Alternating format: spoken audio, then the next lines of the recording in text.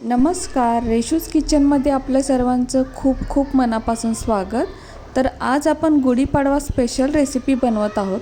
तर त्यासाठी इथे मी एक वाटी घेतलेली आहे व यामध्ये आता जवळपास 5 ते 6 चमचे म्हणजे अर्ध्या वाटीला अगदी थोडीशी चढ साखर घेतलेली आहे.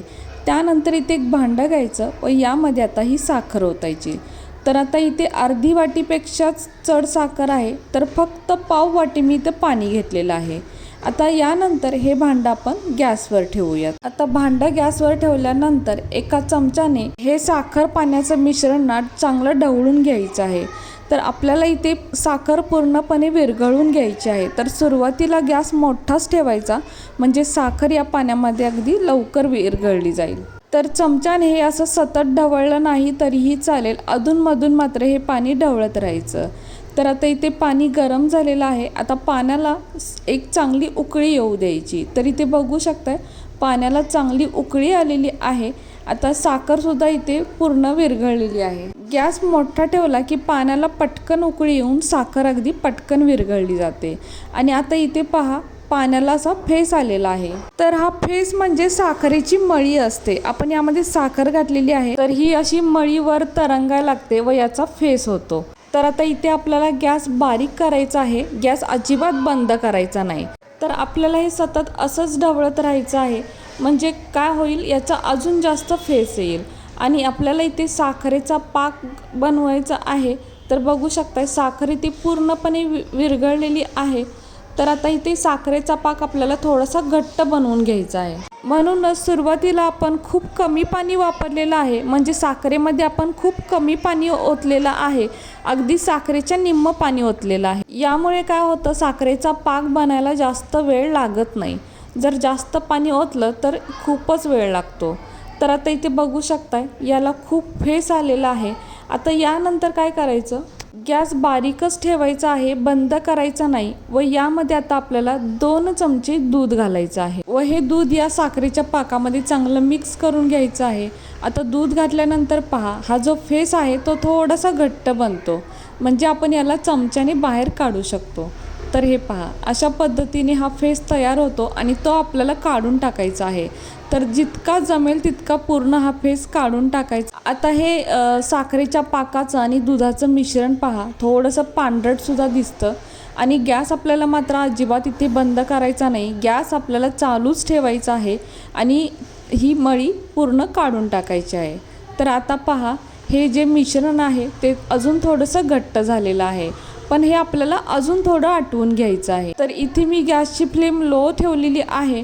आपल्याला हवं तर आपण लो टू मीडियममध्ये सुद्धा ठेवू शकतो, म्हणजे हे पटकन आटलं जाईल.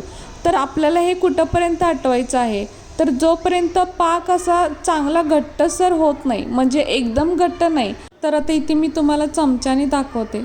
तर हे पहा, पाक थोडासा घट्ट झालेला आहे, पण अजून थोडासा तो घट्ट बनला पाहिजे. तर आज आपण इथे गुढीपाडवा स्पेशल, गुढीपाडव्यासाठी जी साखर गाठ असते ना, साखरेची माळ, ती बनवत आहोत. तर त्यासाठी आपल्याला हा साखरेचा पाक थोडासा घट्ट करून घ्यायचा आहे. तर इथे मी आता कोणताही कलर वापरणार नाही. जर आपल्याला कलरफुल माळ हवी असेल तर आपण इथे कोणताही फूड कलर वापरू शकतो, म्हणजे ज्या कलरची आपल्याला माळ हवी असेल त्या कलरचा फूड कलर आपण वापरू शकतो. तर आता हे पहा, सुरुवातीपेक्षा अजून थोडंसं घट्ट बनलेलं आहे, पण आता हे कधीपर्यंत आटवत राहायचं आहे, म्हणजे कधीपर्यंत हे गरम करायचं आहे. तर आता सुरुवातीपेक्षा बघू शकता अजून थोडासा घट्ट झालेला आहे. तर काय करायचं, आपला पाक तयार झालेला आहे कसं पाहायचं, तर एक प्लेट घ्यायची आणि प्लेटवरती हा असा एक थेंब सोडायचा. आणि बघू शकता मी कितीही प्लेट हलवते पण हा थेंब अजिबात पसरत नाही. व हा चमच्यातून सुद्धा पडताना पहा, जो थेंब पडत असतो ना तो अजिबात पाण्यासारखा पडत नाही, म्हणजे जवळपास इथे एक तारी पाक तयार झालेलाच असतो. तर आता गॅस बंद करायचा व इथे एक आप्पेपात्र घ्यायचं. तर आप्पेपात्रामध्ये साखरगाठ बनवणं खूप सोपं जातं, म्हणून इथे आप्पेपात्राचा वापर केलेला आहे. तर आप्पेपात्र स्वच्छ धुवून घेतलेलं आहे. यानंतर मी इथे कॉटनचा दोरा वापरलेला आहे.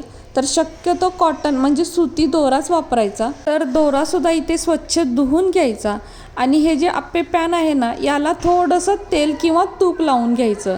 तर अगदी थोडंसंच लावायचं आहे. जर जास्त तेल किंवा तूप झालं तर साखरगाठ व्यवस्थित बनणार नाही. त्यामुळे फक्त तेलाचा हात लावायचा म्हणतात ना, तशा पद्धतीने ते तेल किंवा तूप लावून घ्यायचं. तर इथे मी ब्रशचा वापर करते, आपण बोटांनी सुद्धा असं पुसून घेऊ शकतो. आता यानंतर हा जो कॉटनचा म्हणजे सुती दोरा आहे ना, तो या आप्पे पात्रावर ठेवायचा आणि ठेवताना पहा तो या साच्यांमध्ये बुडला पाहिजे असा ठेवायचा, म्हणजे या साच्यांच्या तळाला तो राहिला पाहिजे. तर आता मी सर्व साच्यांमध्ये हा दोरा नाही ठेवणार आहे. तर आपल्याला जेवढ्या साखर गाठी बनवायच्या आहेत त्या साच्यांमध्ये हा दोरा ठेवायचा. तरी मी इथे 7 साखर गाठी बनवणार आहे. तर बघू शकता आता मी हा दोरा ॲडजस्ट करून ठेवलेला आहे.